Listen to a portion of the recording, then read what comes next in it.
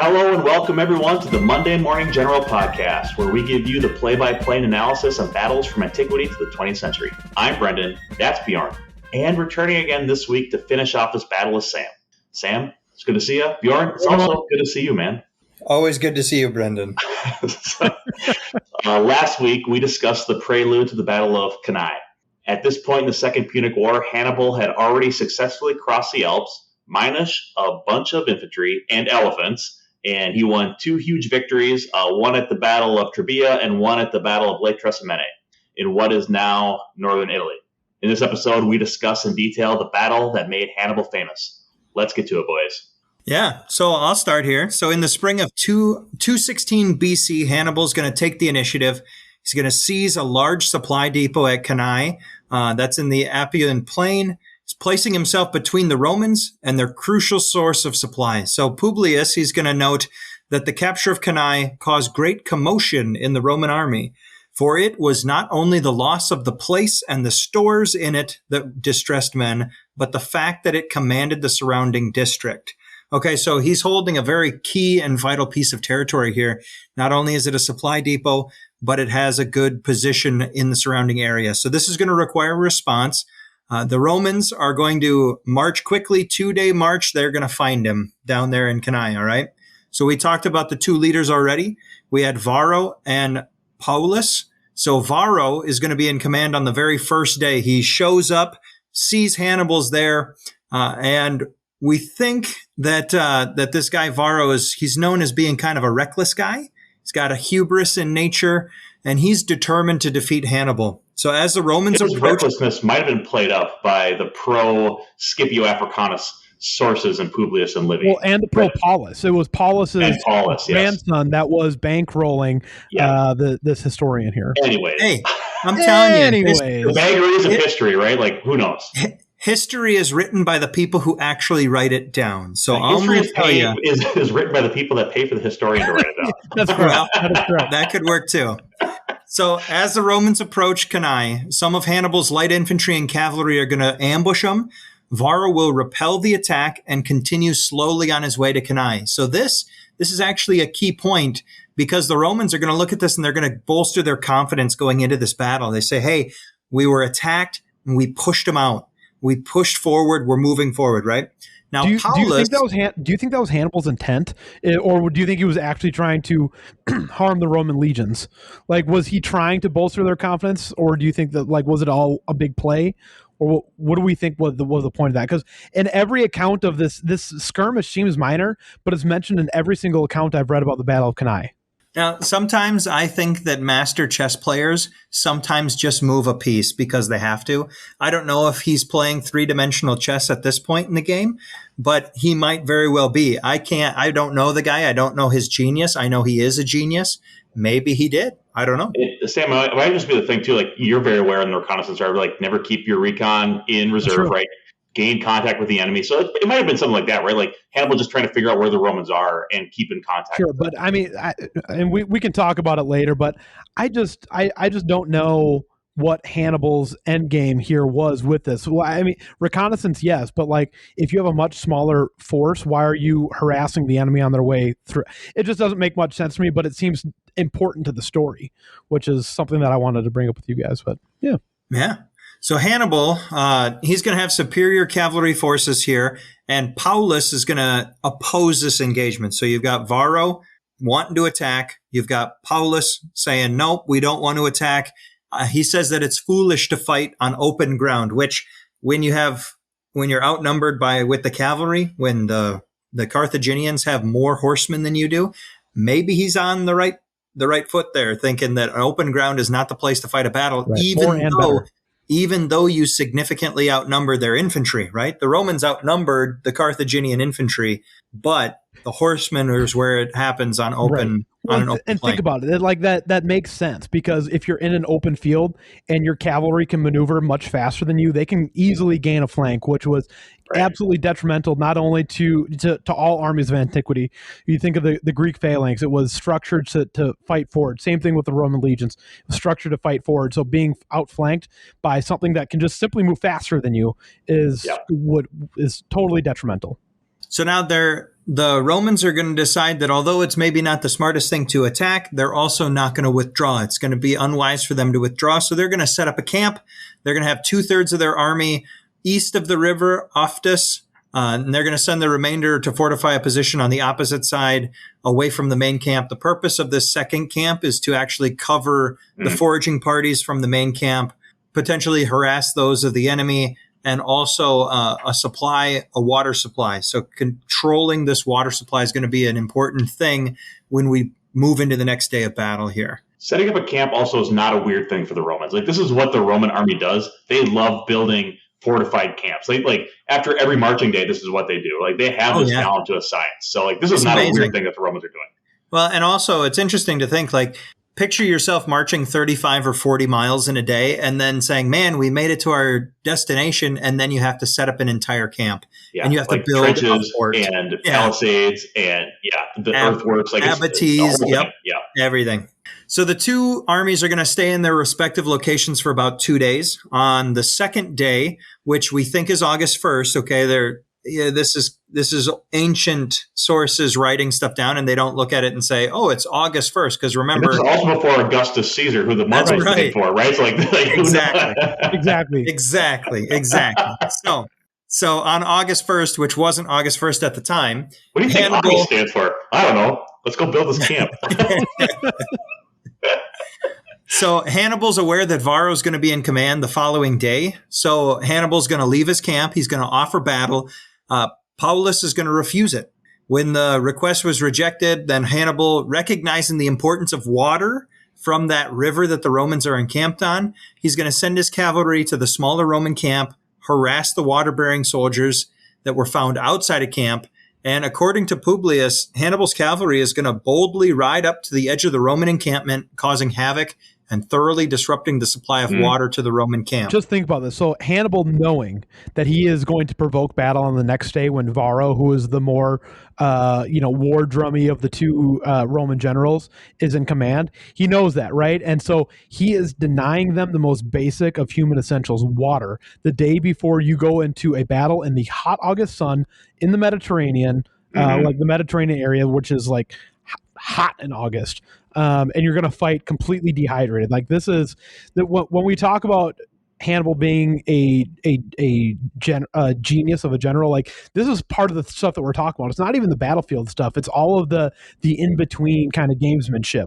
All right, Brendan, can we get into this whole let's talk about the train here quick. So Cannae is on the edge of a huge plain, and Bjorn, like you said, right, like, it's like a storehouse for grain. That's why Hannibal moved down there, was he wanted to feed his army and then start like peeling away some of these Italian locals to his cause and take them away from the Romans. So like, if you look at Google Maps at the Battle of Cannae, like, it is just farm fields forever around this place. So it's like this huge open area. It's perfect for cavalry and large army movement and maneuver. Let's see. So the Romans knew that Hannibal had the advantage, so they're looking for terrain that would negate that cavalry advantage. We don't know exactly where the battle took place. So I'm going to go with the analysis that Robert O'Connell has in his book, The Ghost of Cannae. So if you look at the battlefield right now on Google Maps, there is a river right there that runs next to this village of Cannae called the Ofanto. Scholars and historians now think that the Ofanto actually ran further north than it does currently on the maps. And that's the river that, Bjorn, you alluded to earlier. It's the river Ophitus.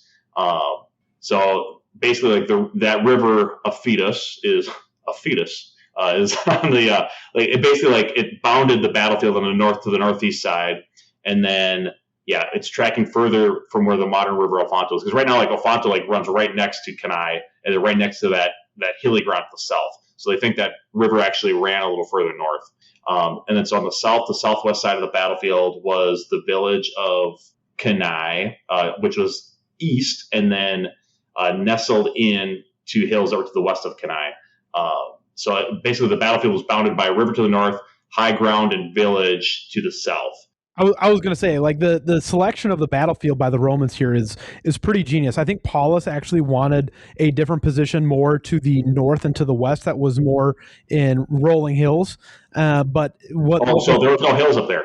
It was all plain to the north, and so that was why I think the Romans went to where they went, because On the it north side of the eliminated them. Aeneas, it was all plains. That is correct. But Yeah. Paulus wanted to go like 15 miles in another direction into at least from the source that I read. Sure. But he wanted to go in a completely other direction.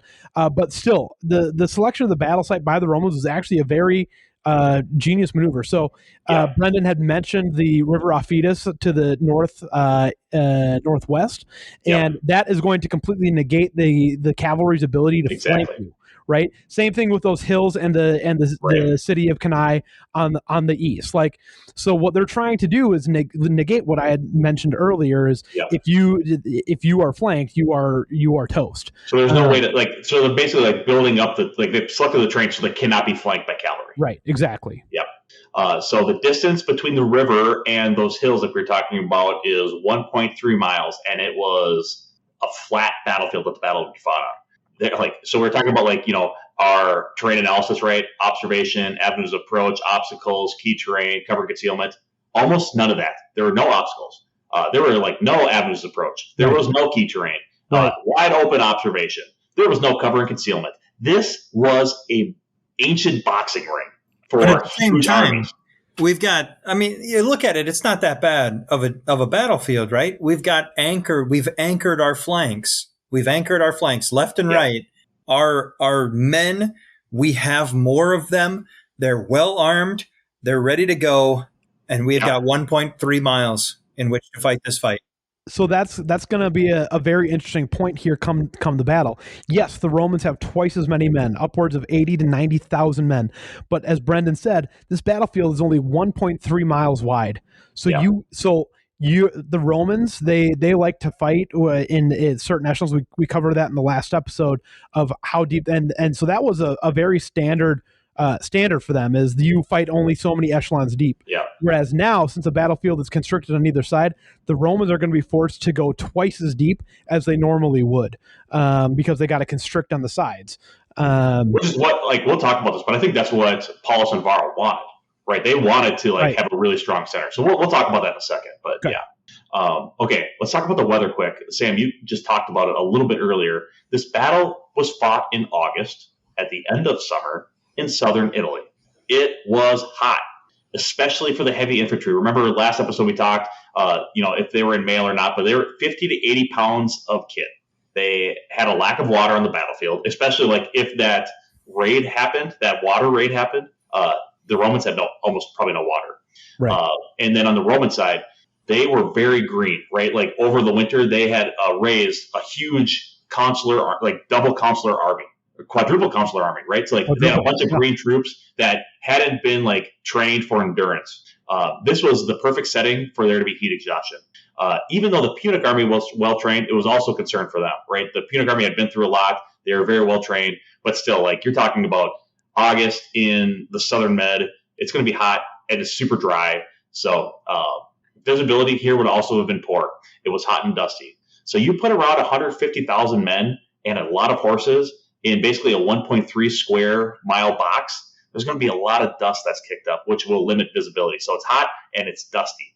So that's kind of what the weather was like. And I don't think there was any rain. I didn't read about any rain that led up to the battle. So it was just a hot, dusty, huge, flat field. All right. Let's jump into the order of battle quick. So for Rome, this army was about twice as large as any army the Romans had fielded to this point. Both consuls, Varro and Paulus, would command 4 legions plus an equal-sized ala, or allied unit. So they had 8 legions in total, plus 8 comparable-sized allied forces. Each legion was also expanded from 4,200 infantry to 5,000. So this army would be 80,000 infantry strong, plus another 6,000 cavalry. 4 of these legions were green, however, like I mentioned, just rookie troops.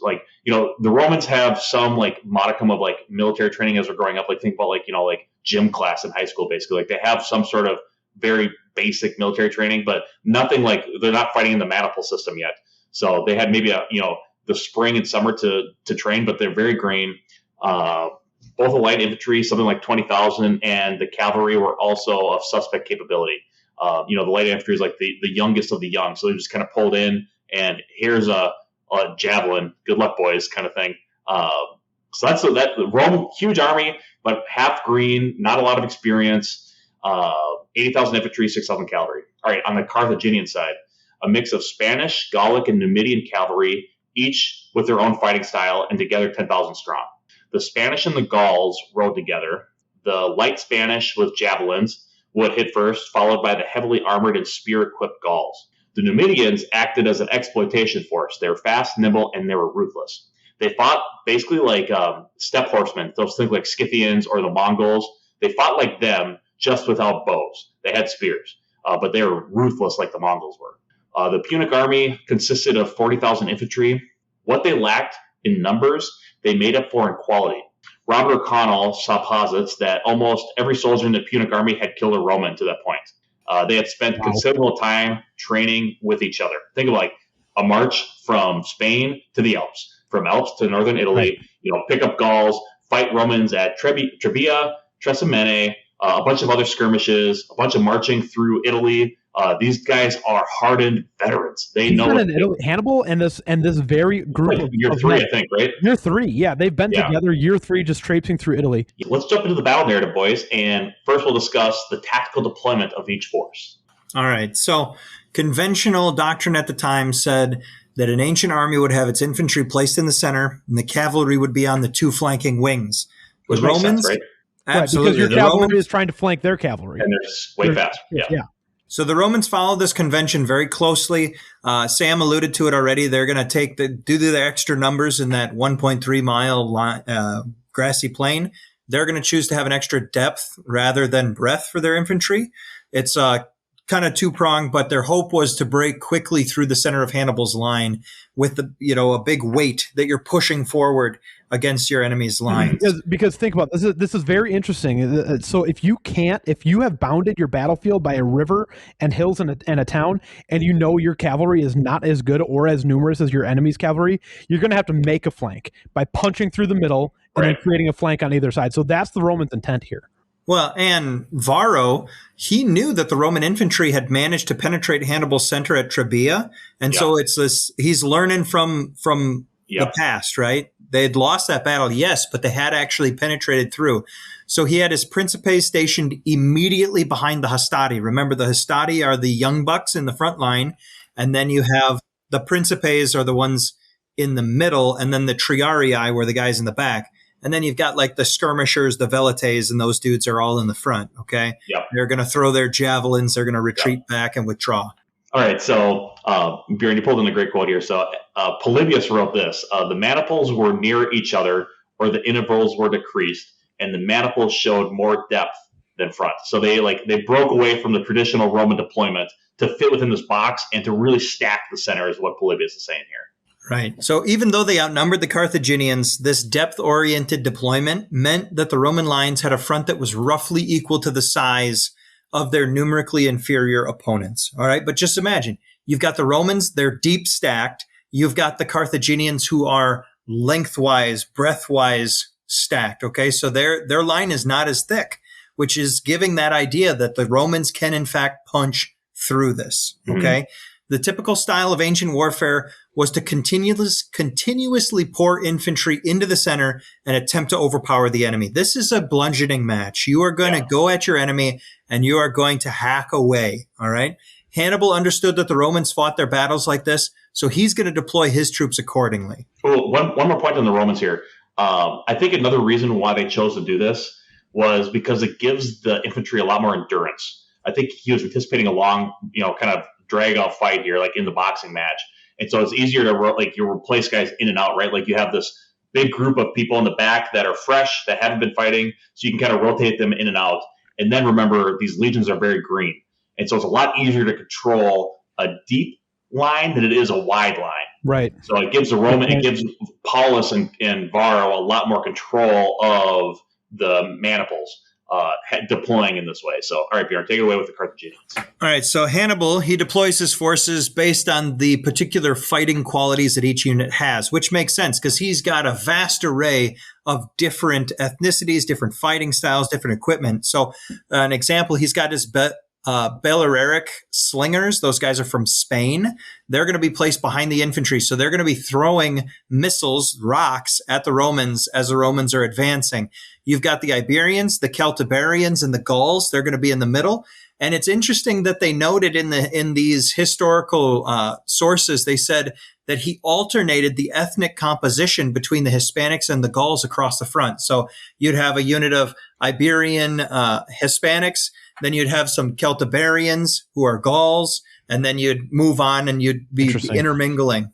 And I don't know why they mentioned that. I don't know why it was important that they recorded that, but it was part of Hannibal's plan. And then a note here, Hannibal and his brother Mago are going to be in the center of the line. So they are with the infantry, with the Celts, with the Gauls. They're in the front line. So what's interesting to me, and maybe we'll talk about this in a bit here as well. So they have their non-African, non-native Carthaginian people in the center of the line, the most important part here.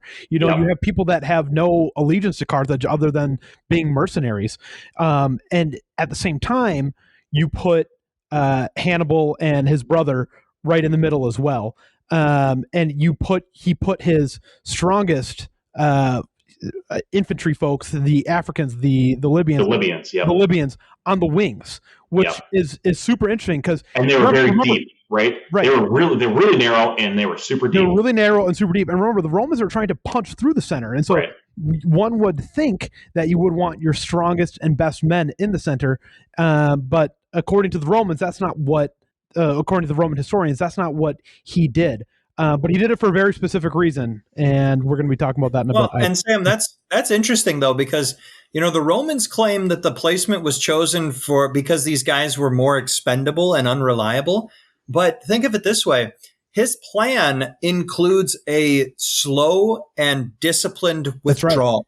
That's right. And so I would not, if I was Hannibal, I would not leave that up to chance. If that line breaks, the battle's over. So I don't know. I don't think there was an undisciplined soldier in his army at this time. I think that was the thing that Hannibal had for him. Like he had trained these guys for 3 years. Right? Yeah. Like there was not a weak spot in Hannibal's army right now. Absolutely. And think of the confidence of these soldiers who have time and again gone into battle with Hannibal and his brothers and come out victorious. And here he is standing in the center of the line with his men. If I'm sitting there in the center of the line, I'm sure as heck going to be fighting hard for him because he's there right next to me.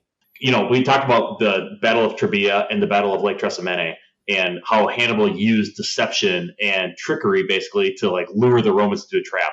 There wasn't a lot of space. There wasn't the hidden little stream with overgrown bushes that he could hide a legion of Numidians in. But he this is probably his greatest deception effort here, right?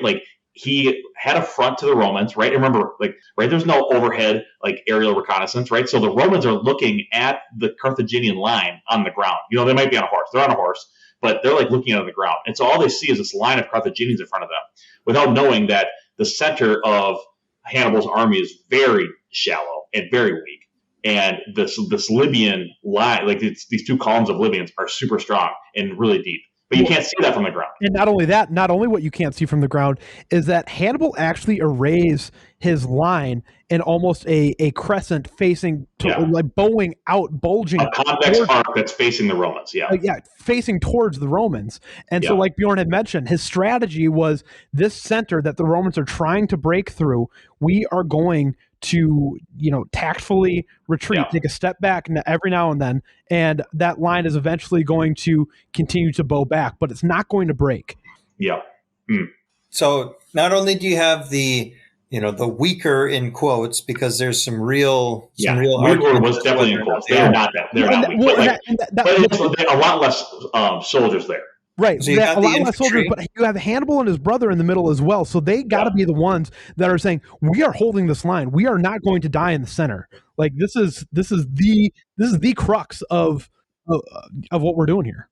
So while Hannibal and his brother Mago are in the center, his other brother, Hasdrubal, leads the Hispanic and the Gauls cavalry on the left of the Carthaginian army, and that's going to be by the river, and then Hannibal's going to prevent this flank from being overlapped by more numerous Romans. So Hasdrubal's got 6,000 or 7,000 cavalry, And then you've got Hanno is on the right, and he's got about 3,000 or 4,000 Numidians. Okay, so we got a serious amount of cavalry on both flanks, and their whole plan is that the cavalry is going to defeat the weaker Roman cavalry, swing around, attack the Roman infantry's rear, while the more veteran African troops are then going to press in from the flanks.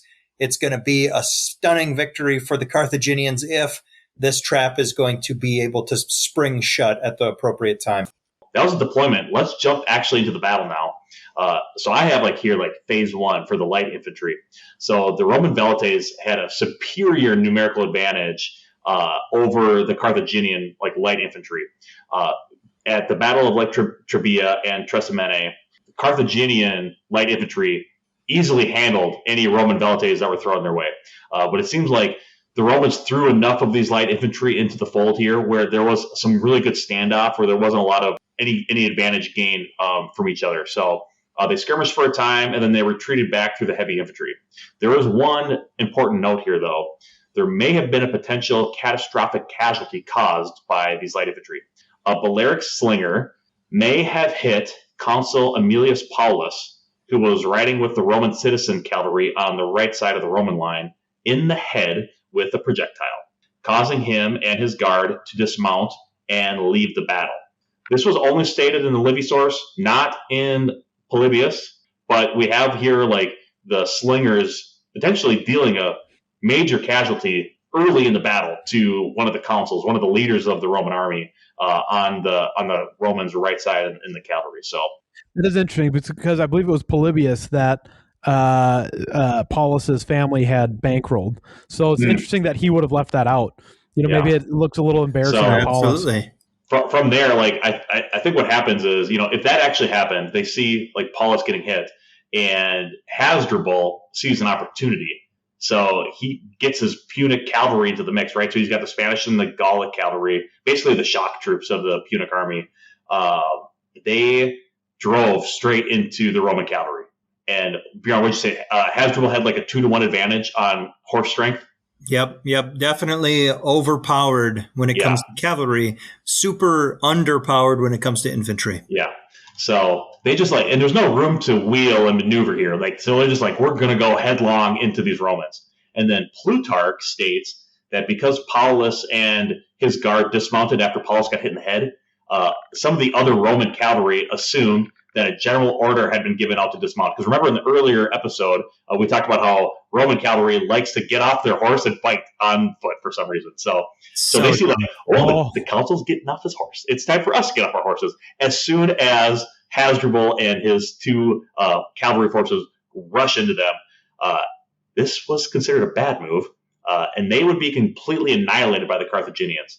And to make matters worse for Rome here, a lot of Roman senators participated in this fight because they thought there'd be a lot of glory to be won for Rome at this battle, because they have this huge army. How could they lose to Hannibal, right? But a lot of them died here because they got off their horses. It's unclear here if Paulus died. Livy says he does, but Paulus either dies here or he dies later in the battle. So Paulus does not survive the day. And then instead of pursuing any of the fleeing Romans, Hasdrubal pulls up, reforms his horses, and rests for use later in the battle.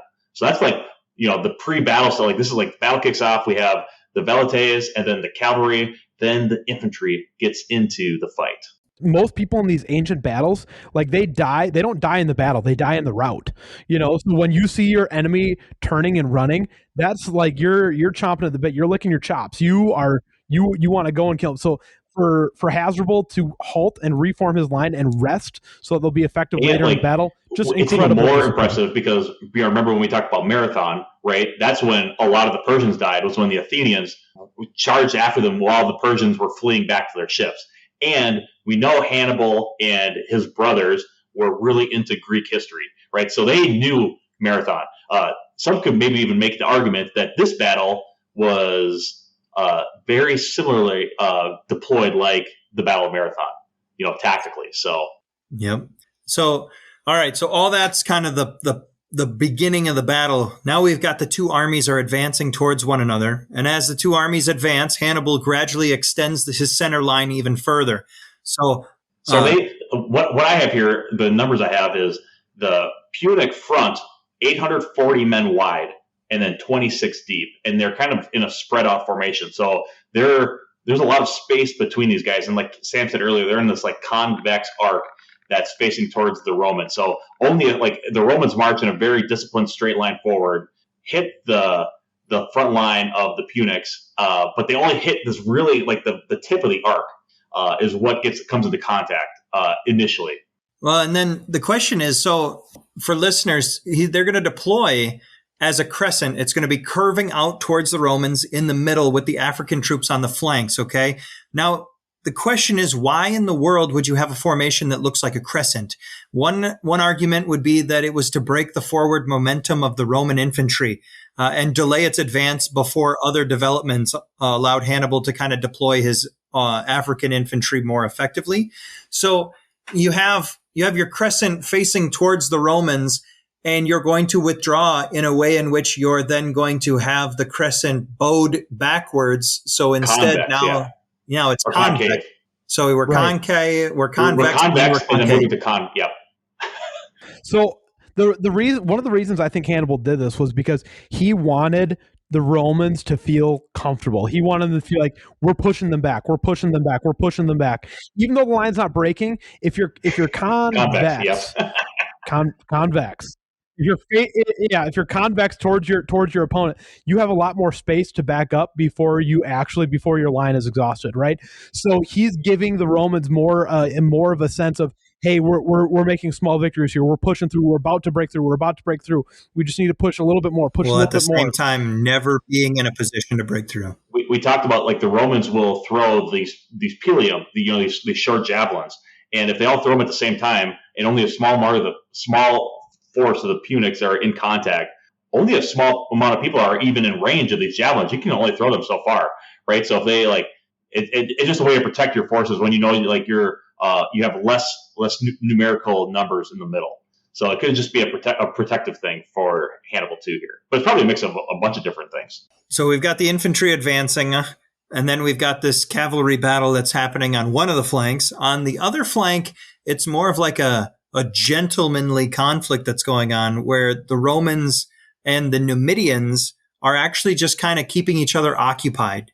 So Hasdrubal, he's on the other side. He's with the Gauls, the Celts and the Hispanics, and they're actually fighting a fierce battle. He's going to be able to defeat those dudes, and then he's actually going to swing around and attempt to assist in fighting the Romans with what the Numidians are doing. And so this is where Consul Terentius Varro is fighting from. So he is the commander of the Roman army for the day. He's fighting in the allied cavalry on the Roman left flank. So they're fighting the Numidians. I actually have this little thing from Livy, and he says at this moment, the Numidians fainted a surrender to the Romans. Like, oh, okay, you got us. We're going to surrender. And then as soon as that happens, Hasdrubal comes screaming across the rear of the Roman legions and attacks Varro from the rear. What's super funny about this is far and away, the Numidians are the best cavalry out of everyone here. You could they are another mercenary force for the Carthaginians, but out of everyone on the battlefield, the Carthaginian, Roman, whoever else, the Numidians are by far the best cavalrymen out there on the day. And surprise, the Numidians will not always be with Hannibal. And as a rule of thumb, Hannibal wins battles where he has the Numidians and loses battles where he does not have the Numidians. If you look at his record, it's super interesting. And so with the Bjorn, you said that they were having sort of a gentlemanly encounter. The Numidians were just toying with them, keeping them busy, keeping that cavalry force from going to maybe reinforce another flank or help the other cavalry force. They were just keeping them busy. They were just delaying them from doing anything else. The Roman cavalry just disintegrates here under this rearward attack from Hasdrubal. I have only 300 Romans survive that, and they started. What were they? I think I have 6,000 Romans. Yeah. Oh no, I have 3,600, but yeah. They had 6,000 total. So they had 3,600 on the left, and they had like 2,400 on the right. Yeah, so 3,600 allied cavalry on the left, and only 300 of them survived, including Varro, who was able to escape to nearby Venusia. The infantry at this point in time, they're going to make contact. And I kind of wanted to stop and just kind of set the stage because many of us, we have a picture in our mind of what battles look like. And this is a different scenario entirely. Guys are are basically looking, they can smell the breath of the dude that they're fighting against. They're within an arm's distance of this person, it locked in a life and death situation. And remember how we talked about how the Romans like to fight, right? They have a scudam in the left hand and they have their gladius in the right, right? So they're punching and then they're stabbing, punching and stabbing, and they're doing that all day. You are literally you're not killing your enemy from 300 meters.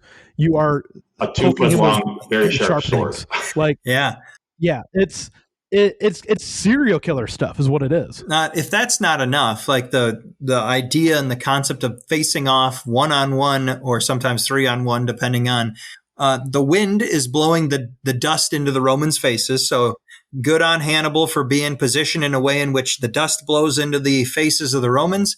And at the same time, the sun is in the Romans' eyes as they're fighting. Now, imagine you're in this situation, not only that, but you're thirsty because of the fact that Hannibal's attack on the water camp the previous day, there's a massive amount of noise. Everyone, every which way is making as much noise as they can, whether they're just yelling or screaming. Someone's got their arm cut off.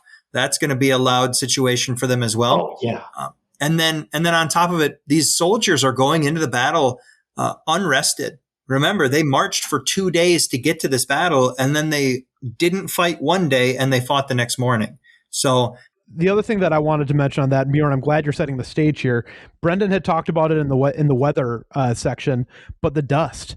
You have 150,000 people in here, and like I said, you're locking arms with them, smelling their breath, and it's dusty. You can barely see 2 feet in front of your eyes, face. It's in your mouth, like, it's in your nose.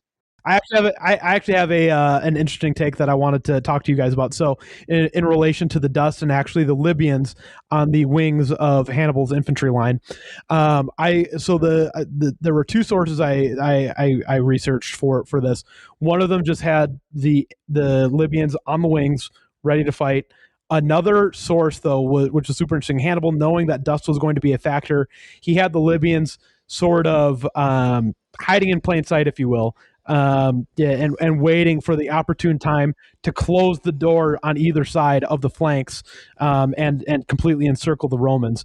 Want to hear what you guys? I think that, like the Libyans that are on the edge, right? So the ones that are on the front edge and the ones that are on the edge where the Romans are pushing into. Like I think those guys were kind of fighting, but I don't think Hannibal wanted them to become decisively engaged. So I think they're like doing self-defense, but they weren't necessarily like trying to kill Romans at this point. Yeah, the whole concept of this is that the Romans thought they were winning.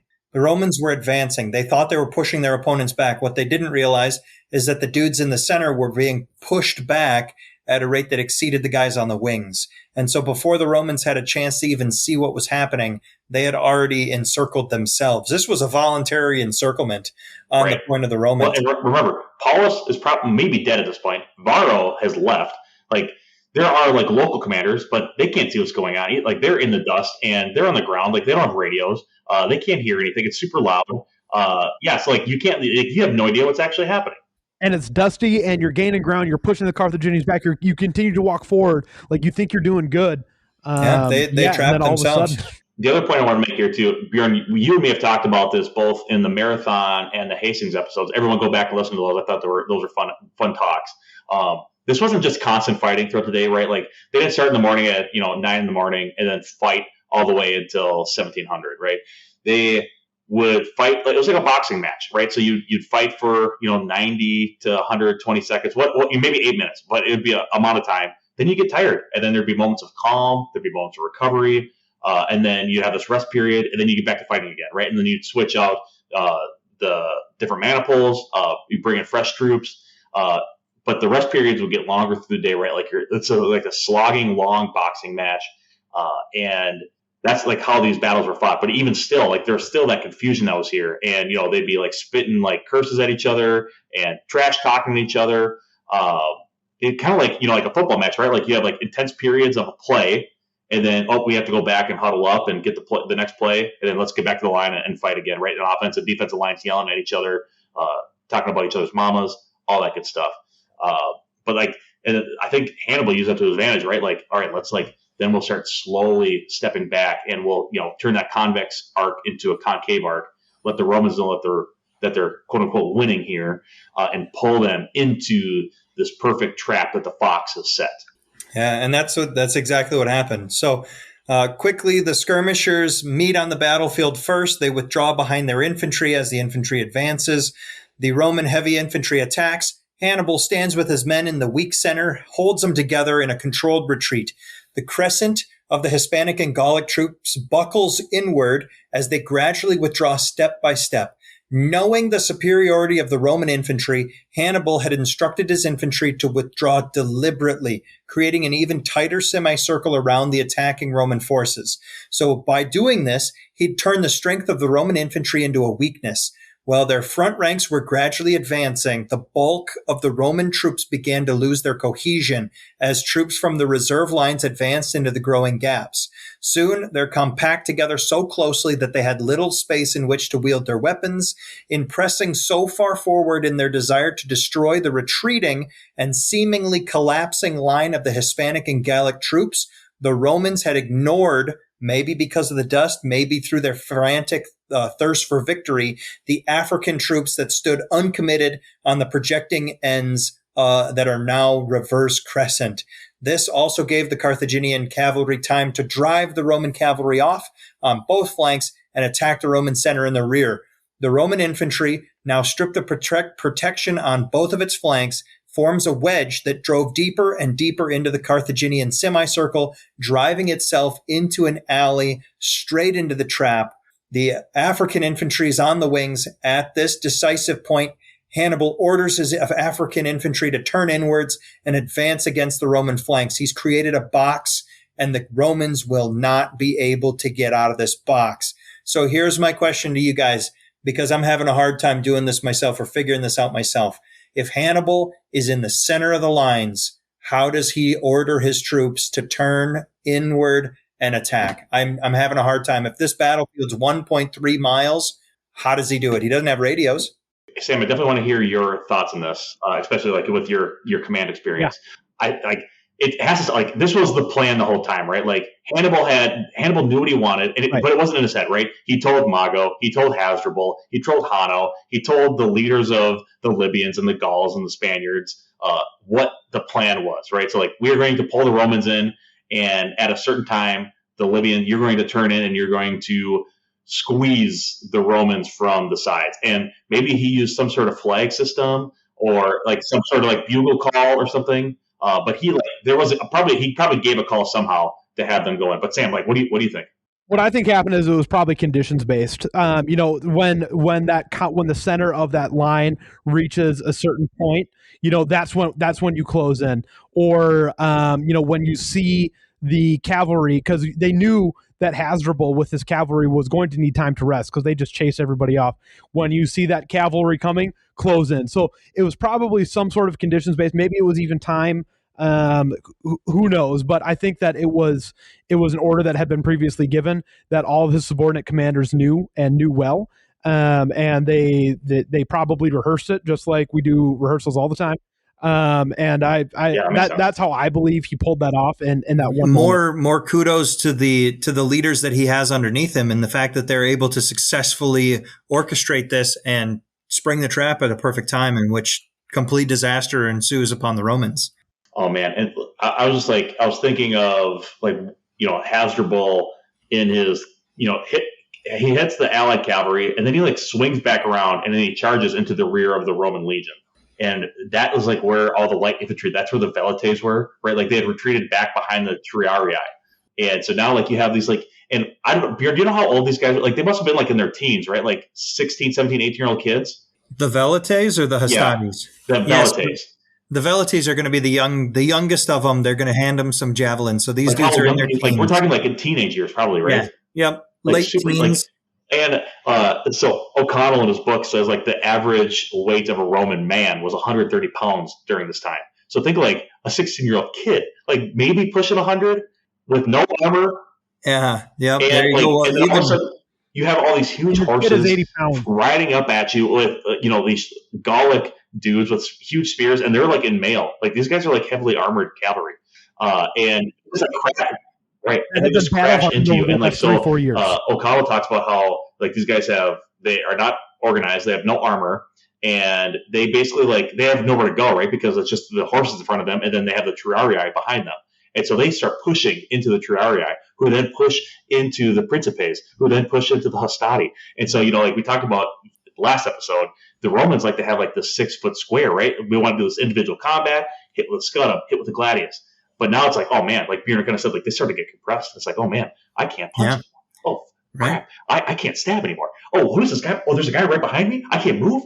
And then all of a sudden, like I can't even move my on the arms, right side, you like your buddy's like starts to scream. You're like, what's going on? And like you have these Libyans like turning at you, and like then that just like ripples through this quadruple consular army, just terror filled. Like you're getting crushed in here, and we're talking like 70,000 Romans squeezed in, heavy cavalry to the rear. You have the Spanish and the Gauls who have reformed in the front. Then you have 2 columns of heavily armored Libyan infantry squeezing you on the sides.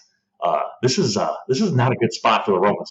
This is a bad day. This is a bad day. Like you like you said, you can't move your arms. Like, and your arms are how you fight.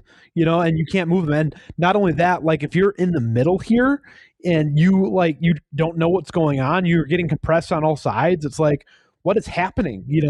Polybius says this, wouldn't even know. The Romans, as long as they could turn and present a face on every side to the enemy, held out.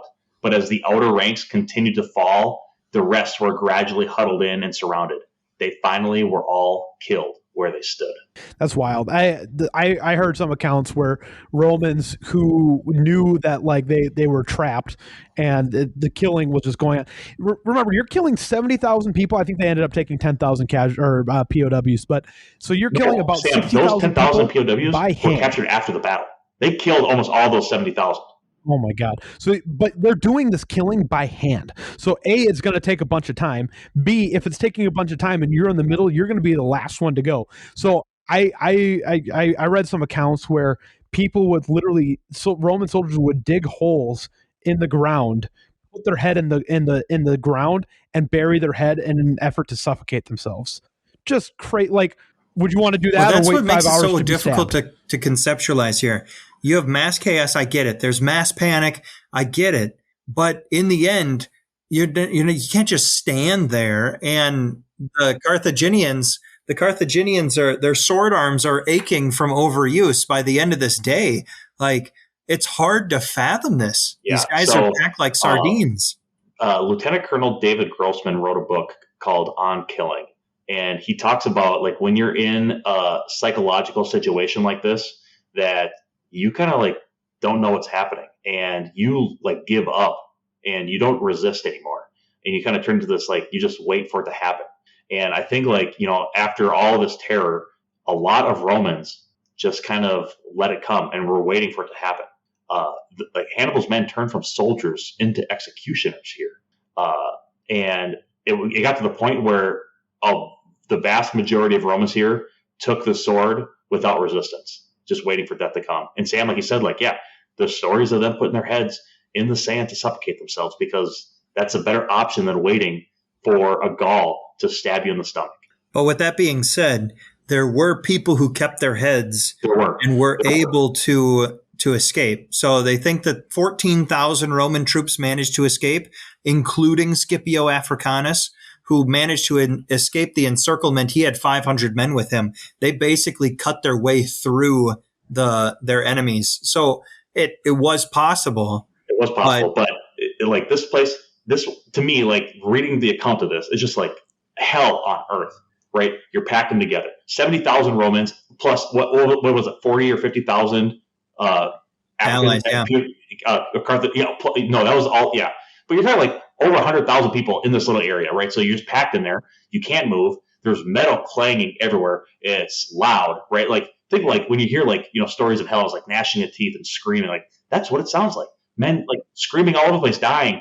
You can't get a foothold because the ground is covered in blood and human viscera. You can't move. You're sliding all over the place, and then the smell is ungodly. Think of all the concentrated bodily functions that are happening at this time as someone releases their spirit, right? This is the worst place in the world. Oh my God. It's definitely up there. Definitely in the top 5 of worst places to be. And we don't know exactly how many people died, how many were captured.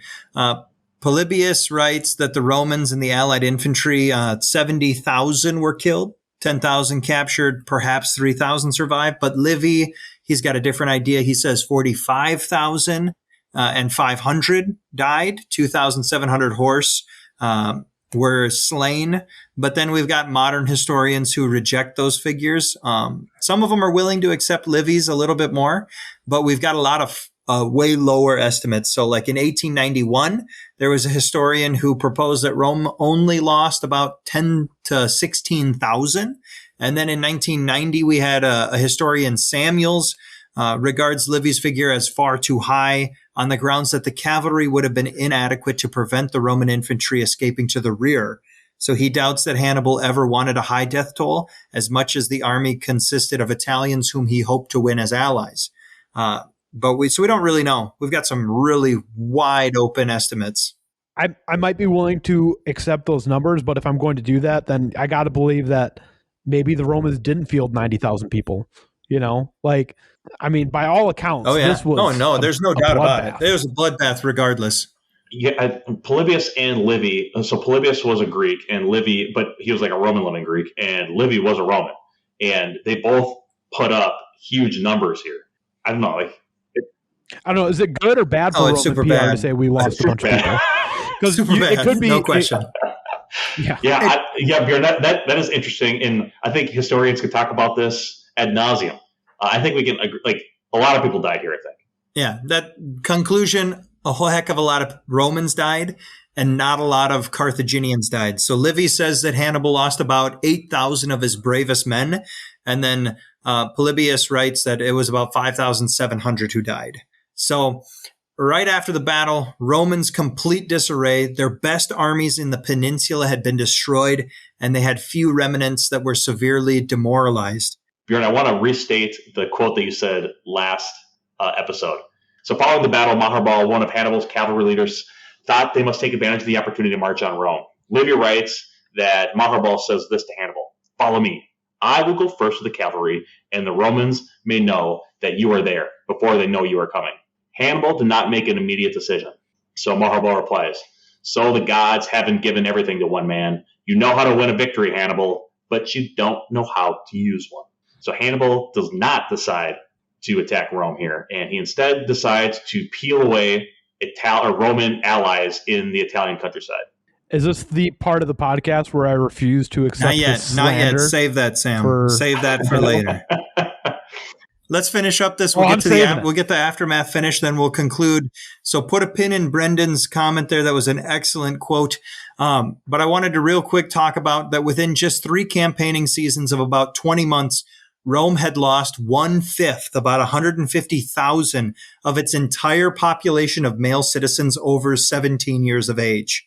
So understandably, it's crazy that Rome is this big by this point. That's a lot of men.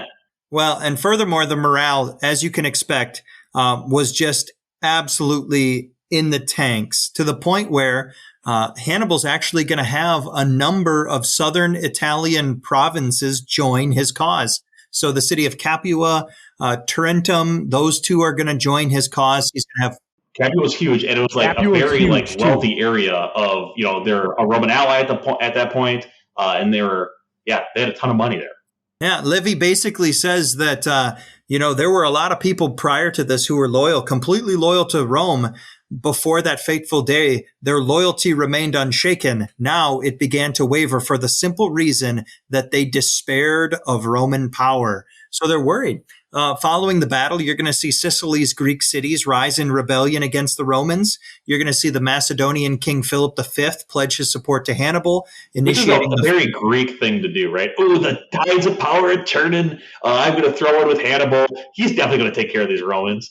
It was purely opportunistic because Philip V wanted just to take territory. But this initiates the First Macedonian War. Hannibal secures an alliance with the new king of Syracuse, the only independent king left in Sicily. So after this battle, you are seeing the flags flock to Hannibal. And it's crazy to think that in the end, the Romans will win this war.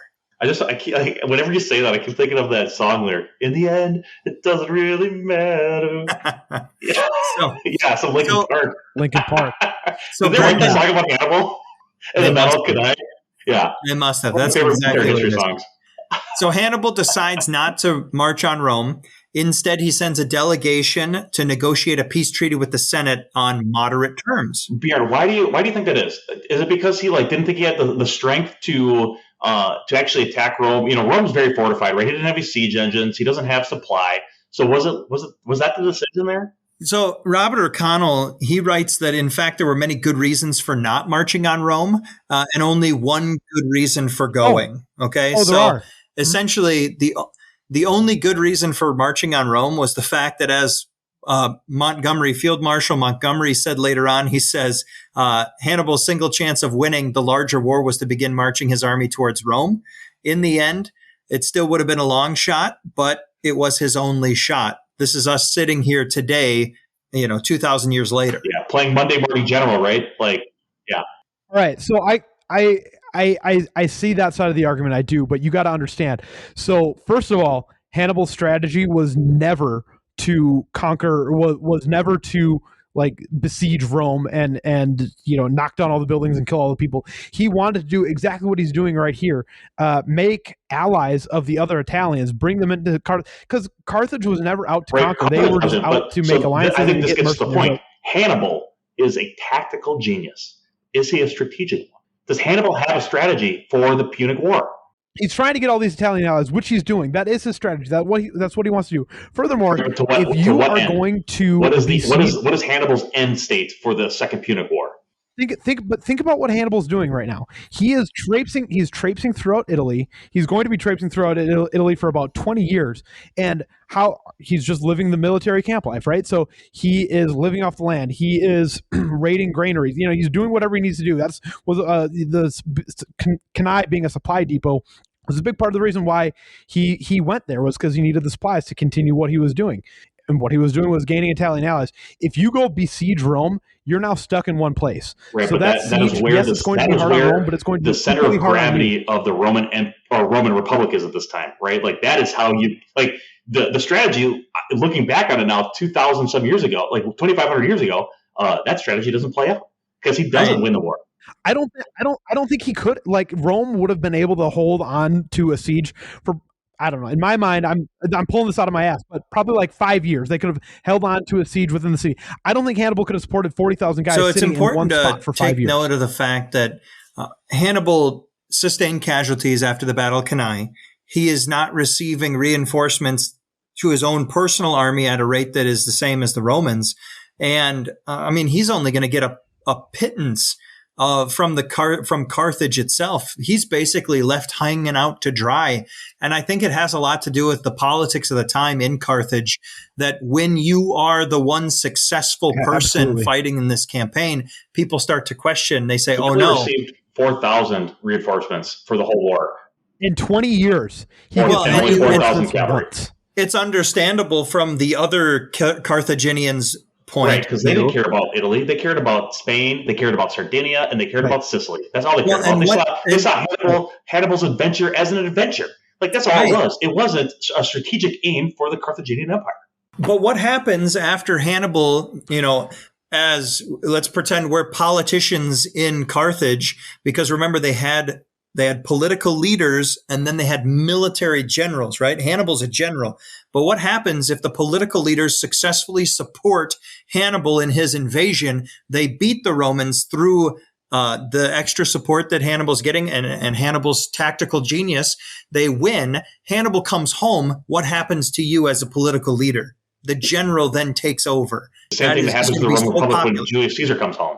Exactly the exact same thing occurs.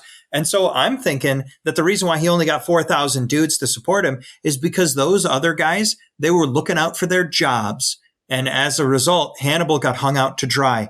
I don't think I'm with Sam here. I don't think Hannibal had the forces necessary. Understand that at this point in time, Rome is surrounded by a wall. They've got excellent defenses. And remember through the fall of Constantinople, where it was 7,000 dudes who were who are protecting the walls of Constantinople, it doesn't take a lot of Romans to protect these walls. It takes a whole heck of a lot of Carthaginians to capture those walls.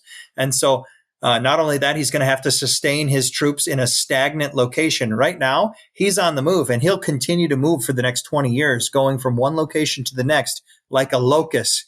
But if you position your army and camp them and besiege the city of Rome, you now have to bring your supplies, and you will continually degrade the value of the land that is supporting you through the entirety of the siege. Sieges are dangerous. They are dangerous, but like the way that Hannibal conducts the rest of his war is dangerous. It doesn't ever get him to the point. He ends up on the boot of Italy with nothing, and he leaves Italy in disgrace at the end of his 15 or 20-year adventure. So But how does Rome do that, though? And I want to touch on that. Just it'll be very brief. It's super interesting because Hannibal. We talked about it. Hannibal's strategy was to get all these other Italian cities like Capua and Syracuse, like to get them to come be allies with Carthage. But what does that do? That also, like, yes, it's your ally, but now it's also a liability. So these Roman legions in now smaller forces, because they don't want to lose 80,000 guys in a day again, they're going to attack these now Carthaginian allied they're Italian cities but allied to Carthage. The Roman legions are going to attack them, and Carthage, as their ally, is going to have to go defend them. So now, rather than going from place to place conquering, now Hannibal has to go from place to place defending, and so it's sort of become. And I think what Hannibal was trying to do was ally with these Italian city-states now that aren't allied with Rome, and try to pull, like he did with the Cisalpine Gauls, right? Try to pull them into the Carthaginian army. But I don't think a single one did that. Like, there's no Capuans inside of the Punic army. There's no Tarentinians in the army, right? He doesn't pull any of these tribes or cities into his army. And so Hannibal had a distinct lack of understanding of what the social situation in the Italian peninsula was like during this time. And I think that's where I was getting to my point, where it's like, I just don't think, I think Hannibal's a tactical genius for sure. Like, you can't, probably one of the best there's ever been. But strategically, he didn't know how to win a war like that guy, like Hannibal said, right? And I think that gets to the point where, like, we talk about strategy, like, what is the end point? I think, based on our first episode, it sounds like Hannibal attacked Rome because he wanted to get revenge for his dad for the First Punic War. And so, what was that? Was Cannae the point? Like, was the point to butcher Romans or Italians? Yeah, maybe the point was just to kill as many Romans as he can. If that was the case, he wouldn't have sent a delegation to negotiate peace. This is what is so impressive to me. The Romans have the ability to suffer defeat after defeat after defeat. And in instances in the First Punic War, their navy sank, so they built another one. And that navy sank, so they built another one. The Romans have this amazing ability to suffer a defeat and say, well, that wasn't good, let's go again. And so instead, no one ever attacks the Roman center of gravity. The Roman center of gravity is Rome. That's where the Senate is. That's where all the councils are. That's where everything is. So you attack Rome, you cut off the head of the snake, then you can win a war against Rome. Nobody ever does that until the fall of the Western Roman Empire. I know that. You need siege engines. But you've lost 150,000 men. You've lost 20% of your male population. And again, the Romans redouble their effort. They declare full mobilization. Right, and they say, that's what I'm saying. Like, so you go to Rome, you take away the military leadership. They can't raise more legions. Because I think, like, the rest of this war, they raised like 25 new legions over the course of the Second Punic War. And you know where most of those dudes came from, Brendan? They came from Rome. And so if you march on Rome, then, guess what? We're going to declare full mobilization of male Roman population. We're going to raise new legions. I think to O'Connell's point, though, this was it was a long shot to siege Rome and to try to conquer the city, but it was the only shot.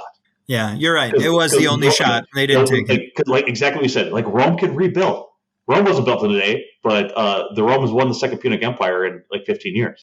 But I think that if Hannibal's assumptions about what the Italian allies would be able to provide to a Carthaginian army was correct, if his assumptions were correct, then maybe he would have, you know what I mean? But again, that gets back to, you need to have an understanding of the political situation and the social situation where you're going to be operating. Whereas, if you look on the other side, we're not going to really get into this, but like Scipio Africanus, he was Publius Scipio before he became Africanus. He was fighting in Spain, and he basically did the same thing that Hannibal did in Italy, but he did it successfully because he understood what the Spanish tribes were about, right? They wanted money. And so you give them money, they become mercenaries, and then they'll fight against the Barca family for you. Whereas the Italians won't do that. The remainder of the war in Italy, the next, 15 years? The I think Romans, 12 years. I think it was a 15-year war. years. And so I think 3 years to Cannae and then 12 years after that, I think. All right. So the remainder of the war, Romans are not going to amass any large forces under one command against Hannibal. They're going to use several independent armies, still outnumbering the Punic forces in soldiers. But the war in Italy is going to have occasional battles focused on taking strong points and constant fighting according to the Fabian strategy. All right. Don't commit everything. Be a harasser. This is going to finally force Hannibal to have a shortage of manpower. He's going to retreat, going to go back to Africa, going to lose. He was actually called back to Africa. The Carthaginian elders called him back because Publius Scipio was in Carthage, and he pulled the Numidians to his side.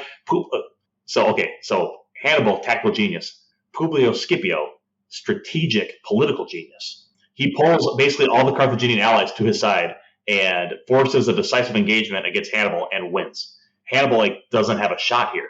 Because he had the Numidians. Again, it all comes back to Numidian cavalry. Right. So last thing here, guys, let's wrap it up. The legacy of Cannae.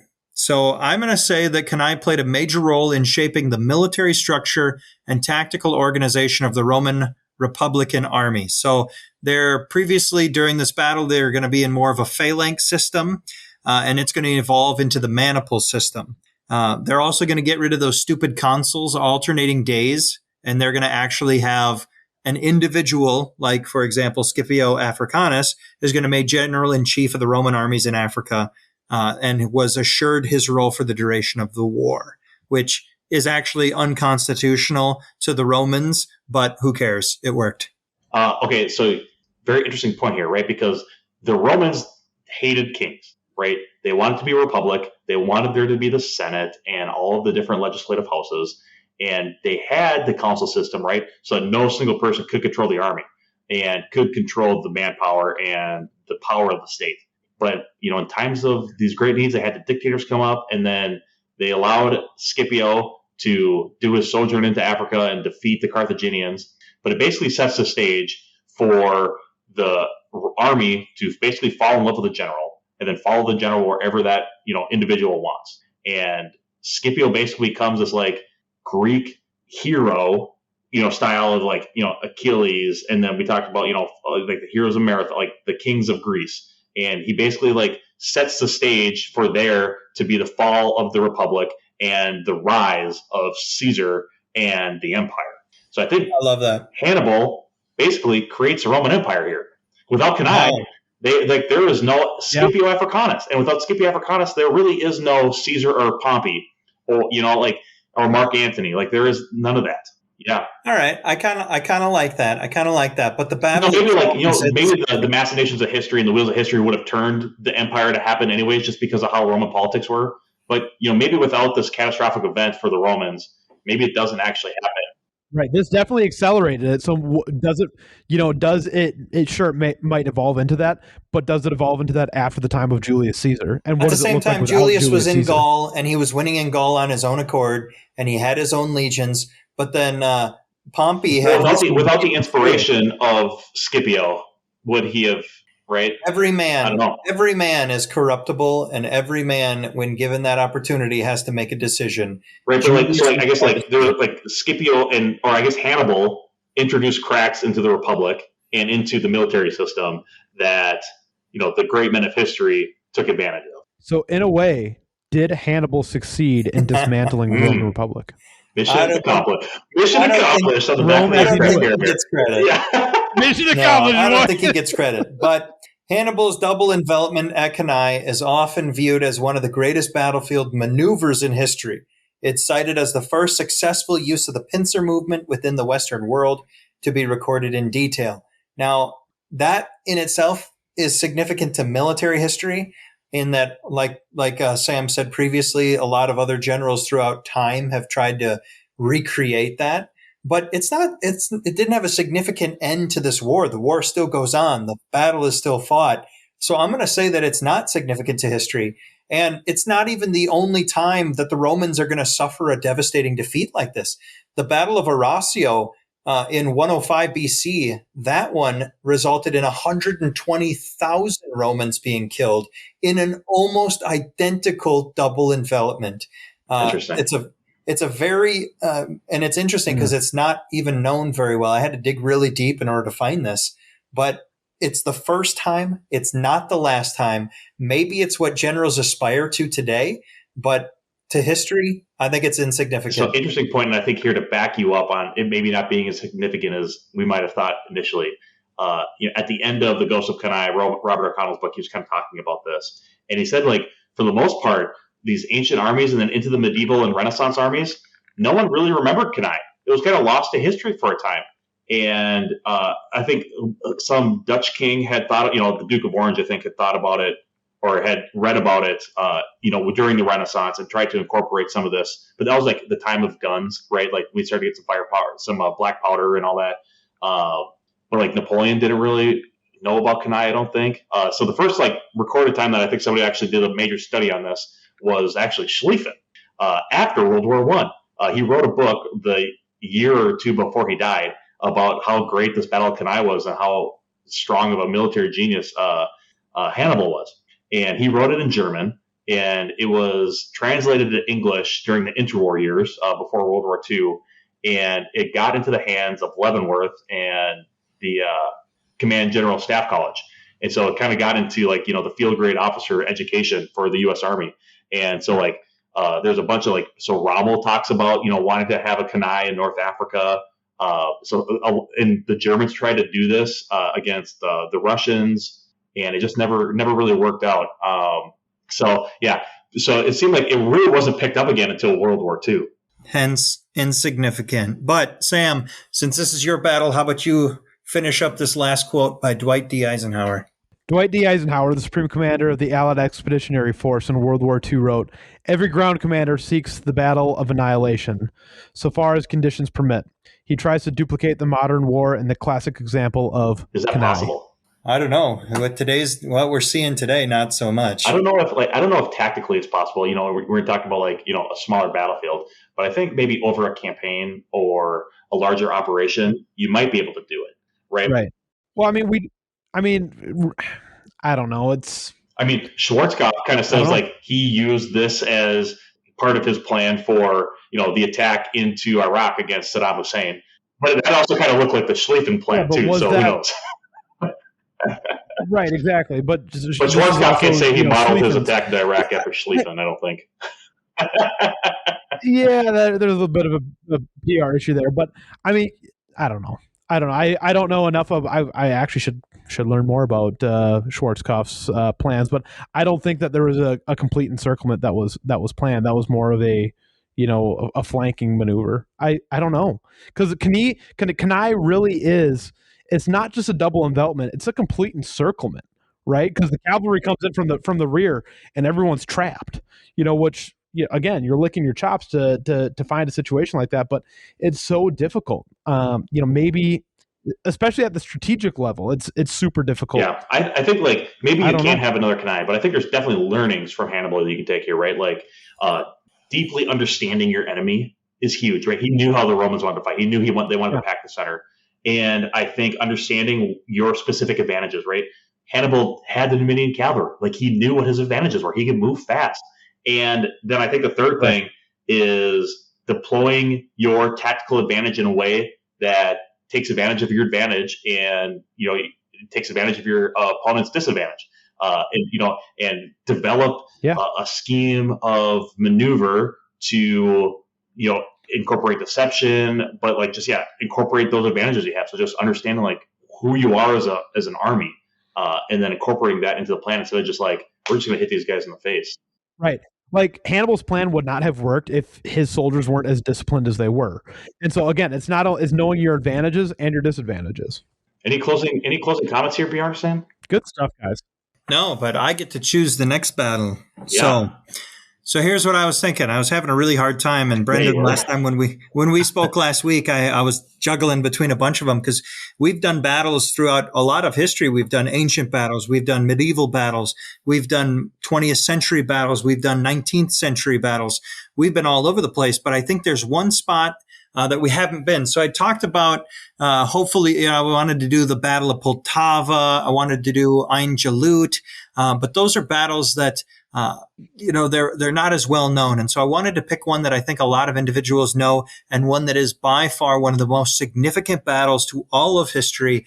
And so we're going to go with the Battle of the sinking of the Spanish Armada in 1588. Ooh, going back to the ocean. Okay. Ooh. All right. I am excited for that one. That'll be a good one. Cool. Well, everyone, thank you so much for listening. Sam, hopefully you can join us again. We love having you. Everyone, if you could, please, if you like the show, go rate and review us. All those mean the world to us. And if you have any comments for us or questions, we have an email address now. So feel free to email us at mondaymorninggeneral@gmail.com. I will be sure to reply back to you. If you have any ideas for future episodes, topics you want us to cover, comments about the show, we'd love to hear all of it. So, all that means a lot to us. So appreciate you all listening. Bjorn, Sam, it's good to see you guys. We'll catch you on the next one. MMG out.